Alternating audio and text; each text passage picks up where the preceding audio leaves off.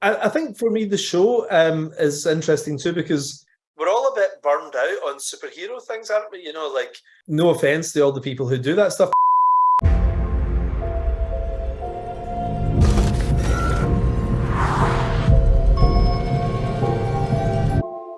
Well, it's been such a long haul for us. We first started talking about movies, back in 2005. So, part of me can't believe it still. It's just kind of surreal. But, I'm super happy with the way it's gone so far. I think when you have something adapted, it's like putting a baby up for adoption, and you just kind of hope it doesn't end up in the hands of a serial killer or something, So like, you have to relinquish a certain amount of control. And we were just very lucky with this team. The Gout brothers were a really terrific team, and the Latin American department of Netflix, the Mexican office, is pretty much the best in the company. So we were in great hands. We just felt this is going to be good because it's got good people around it.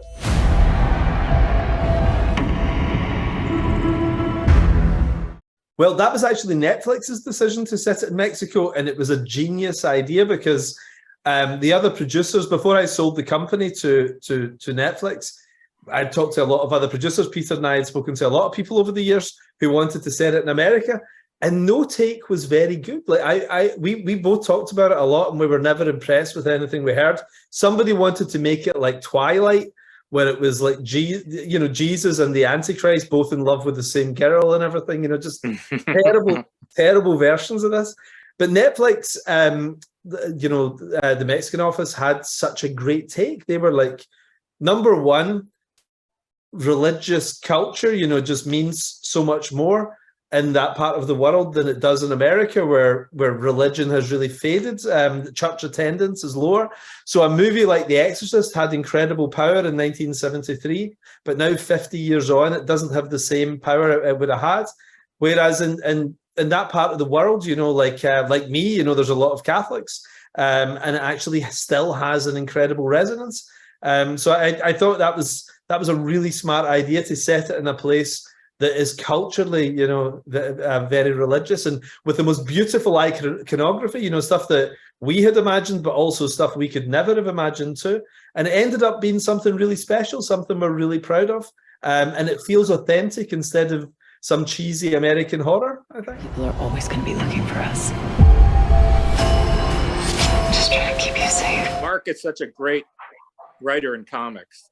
And I think American Jesus is like one of the most unique stories he's done. I mean, it's, in a way, it's a smaller story, or more personal anyway, more intimate feeling. And I think that really comes across in the feel of the show. I just find it wonderful that way, and I've run into a lot of people that say, I love Mark's stuff, but I love American Jesus the most, which is kind of funny to me, because you think of Mark as this big superhero action guy.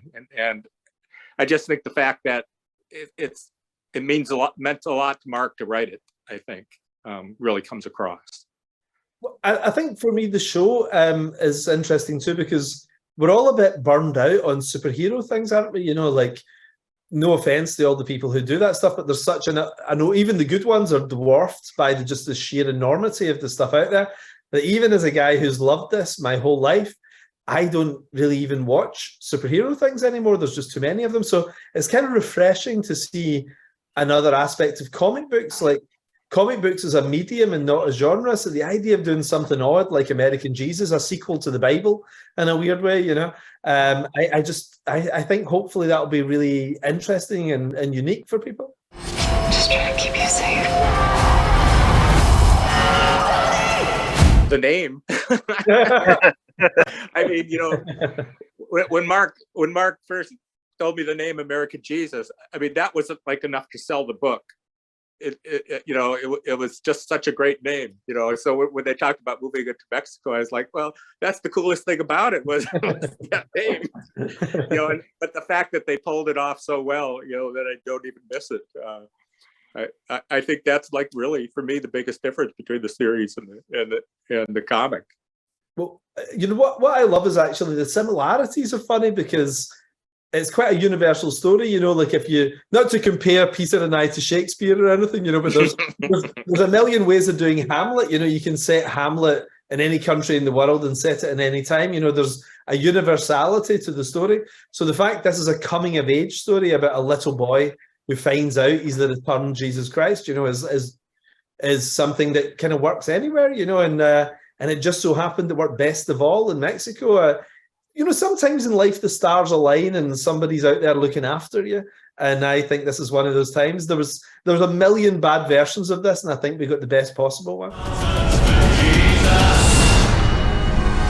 Reach out and touch faith.